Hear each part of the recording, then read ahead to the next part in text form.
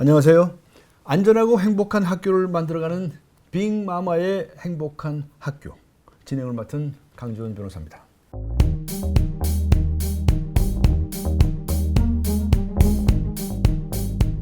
간혹 학교 폭력에 관련해서 나오는 대책들이 여전히 현장을 잘 모르는 대책이다. 탁상 공론에 지나지 않는다라는 비난에 직면하는 경우를 볼 수 있는데요. 답은 현장에 있다고 하는 말. 학교 폭력 해결을 위한 각종 대책에도 분명한 진리가 아닌가 싶습니다. 오늘도 저와 함께 따뜻한 조언을 해주실 분, 빅마마 어떤 분인지 화면으로 먼저 만나보시겠습니다.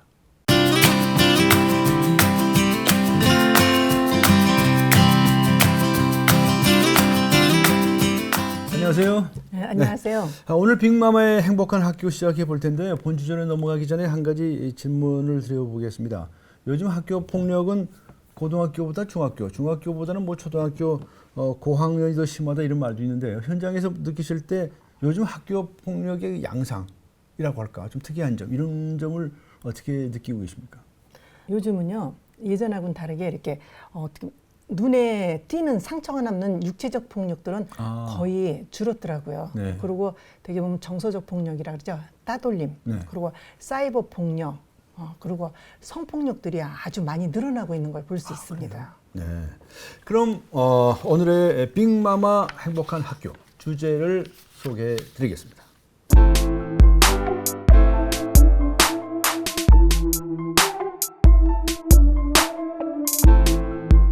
네, 오늘의 주제는 바로 학교 폭력의 피해 학생과 가족을 위한 지원입니다. 사실 학교 폭력을 당한 피해 학생이나 가족 중에는 정말 전문기관에서 지원을 받아야 할 경우가 많이 있지 않습니까? 그 대표적인 기관이 이제 해맑음센터인데 조정식 회장님께서 지금 해맑음센터의 대표를 맡고 계시지 않습니까? 네, 그렇습니다. 어떤 기관입니까? 소개 좀 해주시죠. 해맑음센터는 일단은 피해 학생들 전문 치유기관인데요. 네. 이거는 교육부에서 지원을 하고 있고요. 네. 그리고 위탁형, 어떻게 보면 대한교육시설입니다. 전국 단위로 돼 있고요. 네. 그리고 학교폭력 피해 학생들이 들어와서 회복이 돼서 다시 학교로 복귀할 수 있도록 돕는 프로그램으로 진행하고 있습니다. 네. 구체적으로 어떤 프로그램들이 있습니까? 단기 2주 과정서부터요. 예. 최대까지는 1년까지 있을 수 있고요. 네. 그리고 여기는 심리 상담. 손님들이 같이 기숙하면서 아이들을 24시간을 돌보고 있습니다. 네. 그리고 음악, 미술, 뭐 동작 치유 등 그렇게 예술 치유 프로그램이고요. 그리고 텃밭 가꾸기, 뭐 체험 활동, 그리고 뭐 성교육, 소방교육 같은 전문 교육도 하고 있고요. 네. 공통교과 과목도 지금 하고 있습니다. 근데 애들이 그 중에서 가장 좋아하는 거는 외부 체험이더라고요. 네. 수업 시간에서 졸고 있는 것보다 나가서 뛰는 거를 아이들은 가장 좋아하더라고요. 아, 네. 근데 거기 학교 전담 선생님들께서는 24시간 거의 상주하십니까? 네, 선생님들이 와. 같이 상주해서 아이를 돌보면서 잘 적에도 같이 자고 있습니다. 아유, 대단하시네요. 학교 폭력의 피해를 입은 경우라면 누구에게나 열려 있겠지만 그래도 뭐 시설이라든가 이런 게 제한이 있을 것 같습니다. 정원은 몇 명으로 되어 있고요. 비용 측면은 어떻게 됩니까? 남학생 15명, 네. 여학생 15명이고요. 아, 그래요? 이게 기숙형이기 때문에 공간 제한이 있어서 더 이상 받을 수가 없습니다. 아, 그럼 전부 30명밖에 안 예, 됩니까? 예, 이 전국의 그렇습니다. 그 많은 학교 폭력 피해 학생들 중에 고작 30명만 이 혜택을 볼 수 있는 거예요? 예, 그렇게 받고 있고요. 그리고 월요일에 들어와서 금요일까지 여기서 기숙 생활하고요. 네. 주말에는 가정으로 돌아가게 돼 있습니다. 그리고 비용은 전액 무료로 무료입니까? 진행하고 있습니다. 네, 그렇군요. 아무래도 이 학교 폭력에 심각한 피해를 입은 아이라든가 가족들에게는 정말 해맑음센터 같은 곳에서 치유를 하고 그리고 이제 학교로 돌아가면 좋겠는데 실제로 학교로 돌아갈 힘을 얻게 됩니까? 그럼요.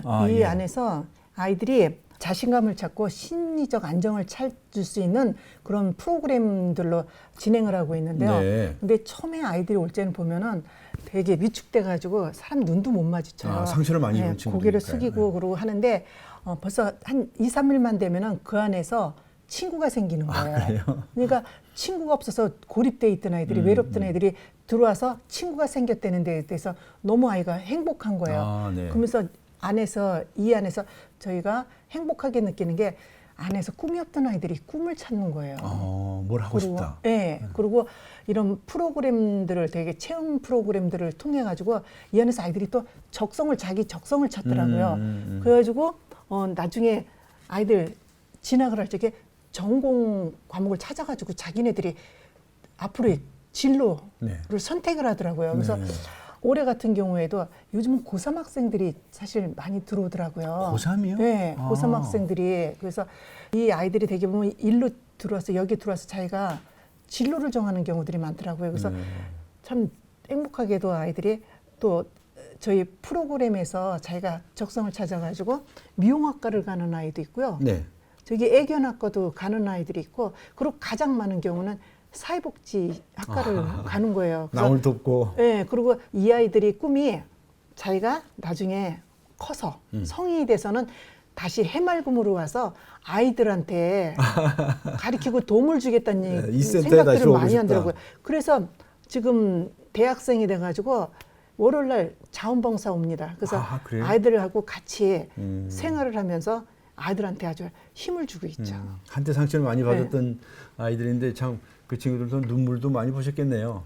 늘 눈물이죠. 뭐 하루도 진짜 눈물 안 흘린 날이 없어요. 보면 아이가 힘들어서 안타까워하는 거 보면은 가슴이 아파서 눈물 흘리고, 아이가 또 뭔가 밝은 모습을 보고 희망을 찾는 모습에서 또 기뻐서 또 저희가 눈물을 흘리고 정말 눈물이 마를 새가 없습니다. 그렇습니까? 그 말씀 하시면서 눈물을 울먹 계시는 것 같아요. 예. 그런데 우리 아이 행복 프로젝트라는 것도 있죠. 네, 그렇습니다. 해맑음 센터는 이제 전국 단위에서 피해자를 돕는 역할을 하고 있는 거예요. 그래서 각 도블러에서 지역 센터가 있습니다. 그러니까 서울 수도권 지역이 있고요, 네. 강원이 있고, 충청이 있고, 그리고 호남이 있고, 영남이 있고 5개 지역으로 해서 그 안에서 피해자들 보호 지원, 전적인 상담들을 하는 그런 역할들을 하고 있습니다. 네. 학교 폭력을 겪은 가족이나 피해 학생들을 위한 또 다른 프로그램도 소개해 주시죠. 저희가 지금 우리 아이 행복 프로젝트에서 하는 게요, 피해를 당한 피해 부모님들이 회복이 된 부모님들을 소중히 교육을 시켜가지고 위로 상담가로, 다른 피해 부모님들을 만나서 위로를 할 수 있는 위로 상담가로 지금 활동을 하고 있고요. 피해를 받으셨던 부모님들께서 위로 상담가로 변하시는 거네요. 그렇죠. 그리고 자기 경험 사례를 해서 또 예방 교육을 해서 또 그게 되게 효과가 큰 부분입니다. 네. 그리고 또 하나 가족들의 치유가 되게 필요하거든요. 그래서 또 가족 힐링 캠프를 또 운영을 하고 있고요. 네. 그리고 관련 학과 학생들, 뭐 상담학과, 청소년학과, 사회복지학과, 뭐 교대생들, 또 대학생들을 소중히 교육을 시켜가지고 피해 학생들과 1대1 매칭을 해서 그 학생을 돌봄을 하고 있습니다. 멘토링 사업을 또 하고 있고요. 그래서 아이와 거의 매일 이렇게 문자나 해서 그 아이의 근황을 계속 파악을 하고 있고, 한 달에 한 번씩 모여가지고 오프라인에서 만나서 아이들과 또 체험 활동을 하면서 또, 그러니까 아이들한테 어떻게 보면은 정서적인 지지와 지역 내 기반을 쌓아주는 그런 역할을 하고 있습니다. 네. 굉장히 참 헌신적으로 하고 계시는데 그 정말 혜택을 보는 친구들은 정말 한정이 돼 있어서 정말 안타까운 정말 생각을 갖게 되는데, 그리고 너무나 이 지원책이 좀 부족하지 않습니까? 많은 예산이 지금 학교 폭력 예방 쪽에 많이 치중돼 있습니다. 네. 근데 피해 학생들을 위한 그런 예산은 너무 턱없이 부족한 현실이거든요. 그렇습니까? 예, 그래서 좀 예방 근절도 필요하지만 피해를 입은 피해 학생들이 좀 치유가 될 수 있도록 많은 좀 도움을 주셨으면 하는 바람입니다. 네. 아직까지 참 턱없이 부족하군요. 네. 자, 오늘 이 시간을 통해서 학교 폭력의 피해 학생과 가족을 위한 지원에 대해서 알아보았습니다. 오늘 이 주제에 관련해서 또 특별히 강조하시고 싶으신 점이 있다면 어떤 점입니까? 저희 해맑음 센터 입소생 부모님들이 대부분이 하시는 말씀이 좀 이런 곳이 있는 거를 미리 알았었다면 아. 좋았을 걸 안타깝다는 말씀들을 많이 하시더라고요. 네. 그래서 또 그만큼 또 이렇게 좋은 시설이 있는데도 아이들이 저기 활용이 안 되고 있다는 게 네. 홍보가 안 되고 있다는 게 좀 안타까운 부분이거든요. 그래서 학교에서 피해가 발생했을 적엔 피해자들한테 이게 좀 안내가 이루어져서 학생들이 와서 이곳에 와서 회복이 돼서 다시 돌아갈 수 있도록 많은 도움을 주셨으면 합니다. 네, 그렇게 되었으면 좋겠습니다. 지금까지 빅마마 학교폭력 피해자 가족협의회 조정실 회장님과 함께했습니다. 감사합니다. 예, 네, 고맙습니다. 학교에서 벌어진 한 소년의 죽음을 파헤치는 오쿠다 히데오의 침묵의 거리에서라는 장편 소설에 나오는 한 구절을 보겠습니다. 중학생은 잔인하다. 어쩌면 인생에서 가장 잔인한 시기라 할 수 있을지도 모른다.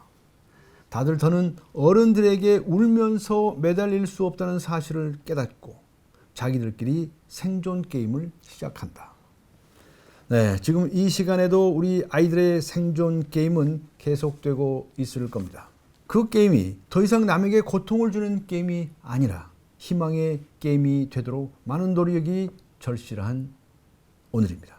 안전하고 행복한 학교를 만들어가는 빅마마의 행복한 학교.